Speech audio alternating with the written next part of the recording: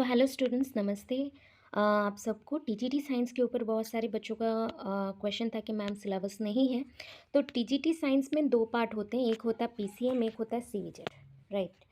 मतलब हमें ये दो चांसेस मिल सकते हैं, दो पार्ट में है। एक रहेगा आपका एग्ज़ाम में जब पे क्वेश्चन पेपर आएंगे, देखना टीजीटी साइंस मेंशन है।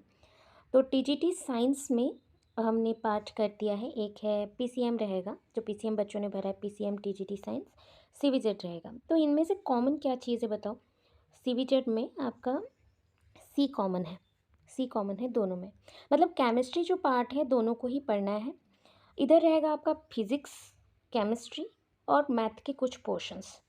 स्पेशली यहाँ पे रहेगा आपके बॉटनी, जूलॉजी एंड आपका chemistry.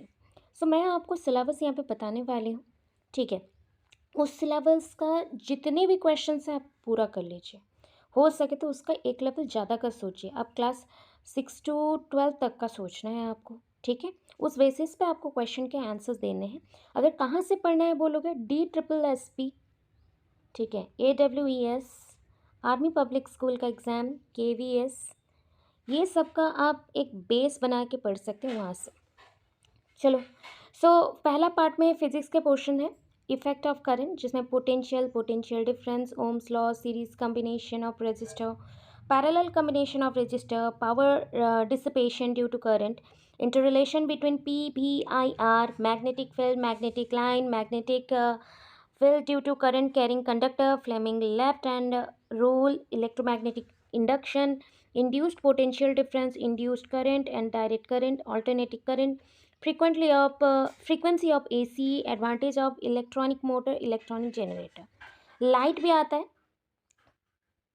Convergence and divergence of light, images formed by concave mirror, मतलब concave mirror, curvature, center of curvature, principal axis, optic center, focus, focal length, refraction, laws of refraction, convex lens, वैसे पूरे हैं। spherical mirror, lenses, twinkling of star क्यों होता है, dispersion of light, scattering of light, refraction index, ये सब करें।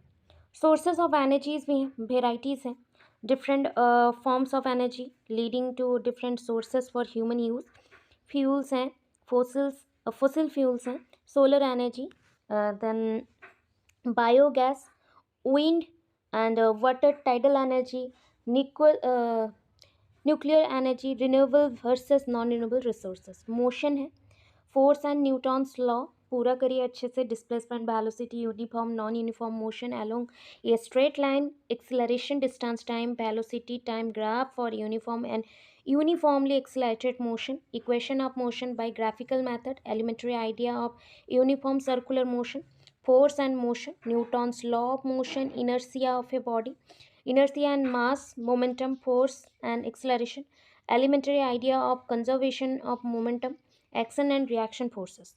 Gravitation भी है, वर्क एनर्जी पावर का, gravitation, universal law of gravitation, force of gravitation of the earth, gravity, acceleration due to gravity, mass, weight, free fall, work done by a force, energy power, kinetic, potential energy, law of conservation of energy सारे। Flotation है, thrust, pressure, Archimedes principle, buoyancy, elementary idea of relative density. Sound का भी आ गया आपका, sound के भी हैं, ultrasound, reflection of sound, echo, sonar, structure of human ear, because physics का ये भी पार्ट है, वो बायो में भी रहता है, इसमें भी है। Matter and nature, behaviour, states of matter आने के चांसेस है। स्टेट्स ऑफ मैटर में बहुत सारे पार्ट्स हैं, gases, liquid, solid, plasma, Bose and Einstein, condensate, condense state है। Types of intermolecular forces, classification of matter into mixture, pure substances, Henry's law, concentration of solution, colloid phases of colloid, Tyndall effect, Brownian moment, suspension, properties of matter, measurement of properties, matter, SI, system of units, physical chemical changes, laws of chemical combination, Gay-Lussac's law, Avogadro's law, atomic molecular masses, average atomic masses, mole concept, molar masses, percentage composition। ये मतलब आपका chemistry का portion चल रहा है। and structure of atom, Dalton's atomic theory, discharge tube experiment, J.J. Thomson model of atom, Rutherford's model, Bohr's model of atom, electronic configuration, formation of ions, characterization of elements as metals, metalloids, non-metals, isotopes, isobar, isotones। Periodic classification of elements Mendeleev's periodic law है। Periodic properties of elements हैं। Then आपके trends in the periods and groups, importance of the periodic table, position of hydrogen in the periodic table, chemical substances भी हैं। Nature, behaviour, acid bases salts classification है उसका। Bronsted Lowry theory, Lewis concept होगा, concept लिख दिया गया है। Acid bases, relative strength of acid and bases, logarithmic and और पीएच स्केल जो होता है आपका, P scale, pH, pOH and पीकेडब्ल्यू। आयोनिक इक्विलिब्रेशन और equilibria in a solution, action of indicator on acid bases, sources of acid bases, salt classification of salt and their pH. Chemical reactions भी हैं, metal, non metals हैं, carbon compounds हैं। Types of chemical reaction, balancing कैसे करना है उसका, metal non metals में types कितने हैं, उसके प्रॉपर्टीज़, उसके डिफरेंसेस, मिनरल्स, ओर्स को कैसे हम निकालते हैं और कैसे कोरोशन होता है, रस्टिंग ऑफ आयरन्स, उसको प्रिवेंट कैसे करें। कार्बन में बहुत सारे हैं, जैसे कि आपके alcohol preparation, alkene, alkane, alkyne का पूरा कंपाउंड का फॉर्मूला कैसे बनाएं, आईयूपीएसी नेम क्या होता है, आइसोमरिज्म क्या होता है, वो सब पढ़े। हाइड्रोकार्बन्स जो बोला अभी वो वही सब है, उसका प्रॉपर्टी सोर्सेस। फिर आते हैं अल्कोहल के preparation and properties, qualitative analysis of alcohols, iodoform test, effect of alcohols on living beings, carboxylic acids preparation and properties, functional group analysis of carboxylic acid, soap, detergent, biodegradable detergent, carbon fibre, conservation of natural resource. ये जो लिखा गया है ये portion आपका मतलब इसी का ही है, अभी तक का केमिस्ट्री का ही पार्ट है, बट रेयर आता है। जैसे पॉल्यूशंस हो रहे हैं ना, तो उसको कैसे हम बचाएं, उसी के बेसिस पे नेचुरल रिसोर्सेज को कैसे सस्टेन करें और एटमॉस्फेरिक कंजर्वेशन कैसे हो, पॉल्यूशन से कैसे बचाएं। जैसे गंगा एक्शन प्लान एक आता है, इम्पॉर्टेंट है। लास्ट केमिस्ट्री का पार्ट यहाँ तक है। Ceramic, cement, porcelain, glass, carbon fibre, soap, detergent, polymer, fibre, plastics. Life processes में क्या क्या है देखो, यहाँ से आपका स्टार्ट होता है बायोलॉजी का पार्ट एंड डिटेलली पढ़ के जाना, क्वेश्चंस रहेगा। और जो बच्चे पीआरटी साइंस के लिए भी बोल रहे थे, तो पीआरटी में भी इसी पोर्शन से ही क्वेश्चन आएगा, क्योंकि वो 6, 7, 8 तक का टारगेट पकड़ रहा है। पीआरटी में भी अपर लेवल के आते हैं। टीजीटी लेवल वाले आगे तक पढ़ेंगे, डिटेल्ड वे से पढ़ेंगे, तो पीआरटी वाले इसको थोड़ा नॉर्मल वे से ले सकते हैं, हल्का फुल्का। आप लोगों को एक टारगेट देते हैं कि 6 to 12 क्लास के अगर ना हो पाए, 6 to 10 क्लास का जो एनसीईआरटी बुक है साइंस का, जो टीजीटी साइंस और पीआरटी साइंस में है, वो पूरा क्लियर करके एक बार रीड कर लीजिए। रीड करने के बाद ही आप क्वेश्चन आंसर प्रिपेयर करें। कहाँ से करना है बोल दिया है स्टार्टिंग में ही, टीजीटी साइंस के लिए बोला है, बट वो पीआरटी साइंस के लिए भी होना चाहिए, क्योंकि DSSP, KVS, NVS ये थोड़ा सा अपर लेवल तक का क्वेश्चंस डालता है, जिसे प्रैक्टिस करने से आपको एक बेस आइडिया मिलेगा कि डीएवी भी दिल्ली से ही कंडक्ट हो रहा है, तो वैसे ही पैटर्न में क्वेश्चंस रहेंगे। इसके साथ जो बायोलॉजी पार्ट है, बायोलॉजी पार्ट में आप नॉर्मल पढ़ के जाइए। जो सिविजर बच्चे हैं तो वो केमिस्ट्री के साथ अपना बायोलॉजी को चूज़ करेंगे। ये पार्ट ABC करके आएगा, आपको NE2 चूज़ करना है।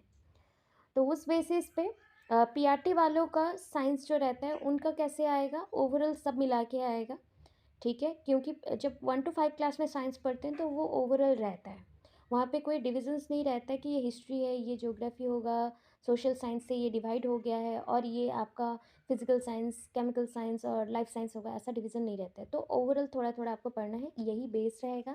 आपको मेन सिलेबस बोल दिया गया है, डिटेलली बोल दिया, क्योंकि आप नियर अबाउट 6 to 8 क्लास तक का, 1 to पूरा 8 क्लास तक के लिए भी आप लोगों को कभी कभी क्लासेस दिए जा सकते हैं।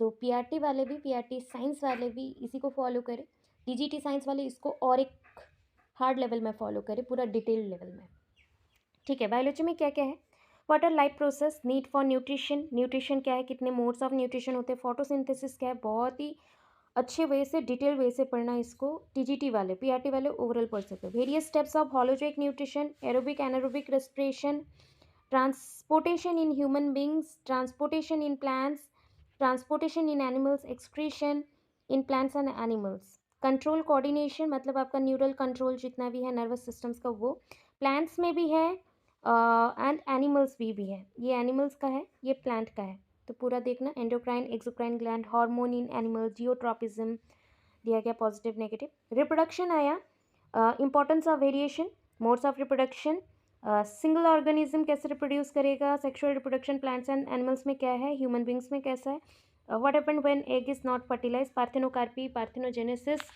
ये पूरा पढ़ के जाए। Mode of avoiding pregnancy, pregnancy को अवॉइड करने के लिए जो मोड्स रहते हैं, मतलब ये पूरा आपको कॉन्डम्स का यूज़ हो गया, आईपीएल का यूज़ हो गया, और कपटी का यूज़ हो गया, वो भी थोड़ा थोड़ा चाहिए। पिल्स का यूज़ हो गया सहेली, तो वो थोड़ा थोड़ा चाहिए। ट्यूबेक्टमी, वैसेक्टोमी, वो भी। फैमिली प्लानिंग भी चाहिए, न्यूक्लियर फैमिली किसको बोलते हैं, हेल्थ hazards को कैसे बचा सकते हैं, वो सब आएगा।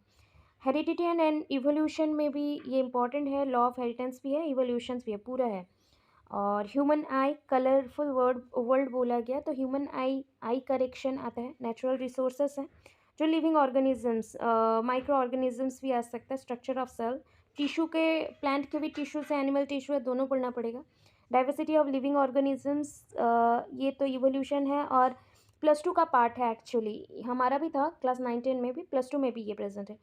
Y do we fall ill, क्यों हम बीमार पड़ते हैं। इन्फेक्शंस और पैरासाइटिक एक्टिविटी जो होता है, पैरासाइट अटैक करना, एमेंजलिज्म, कमेंजलिज्म, सिम्बायोसिस, मिसलिज्म, देन आपका पैरासाइटिज्म, ये सब कुछ थोड़ा थोड़ा पढ़ के जाना है। देखो, सम्यूनाइजेशन, इम्यूनाइजेशन प्रोसेस के बाद सम्यूनाइजेशन आता है, सो वो पूरा जानना है।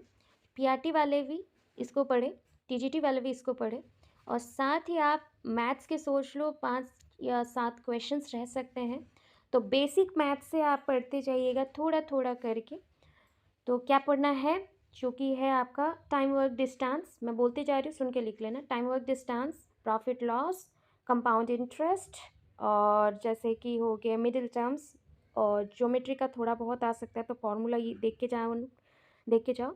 एंड क्यूबॉइड के क्वेश्चंस आ सकते हैं, और आपके जो होते हैं, क्या बोलते हैं उसको, लीनियर इक्वेशंस कैसे सॉल्व किया जाता है, ये सब।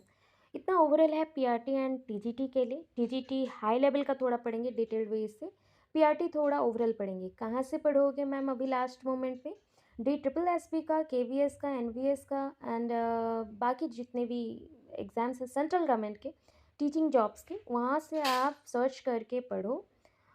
इफ़ टाइम हुआ तो मॉडल क्वेश्चन ज़रूर बना दूँगी कि इस टाइप का हो सकता है, ओरल मिला के बता दूँगी। क्वेश्चन डिस्कस तो नहीं, मतलब बता दूँगी बस, आंसर भी उसके साथ ही बता दूँगी, ताकि आपका क्विक रिवीजन हो पाए अगर टाइम मिला तो। बिकॉज अभी मैंने बस रीजनिंग एंड इंग्लिश का थोड़ा सा पकड़ा हुआ है, और टाइम नहीं होता है बिल्कुल भी, तो आप लोग इससे प्रिपरेशन करें। बेसिक एक आइडिया मिल जाएगा। ये एक नॉन ऑफिशियल और अनऑफिशियल डिस्कशन है बस, सारी चीज़ों को एनालिसिस करके इतना हेल्प कर पाई। Thank you so much. Radhe Radhe. Hopefully अच्छा लगा हो तो लाइक शेयर कमेंट कर दीजिएगा, सब्सक्राइब कर दीजिएगा प्लीज़, हमारे चैनल को और थोड़ा आगे बढ़ाने के लिए प्रमोट करिएगा। Thank you so much.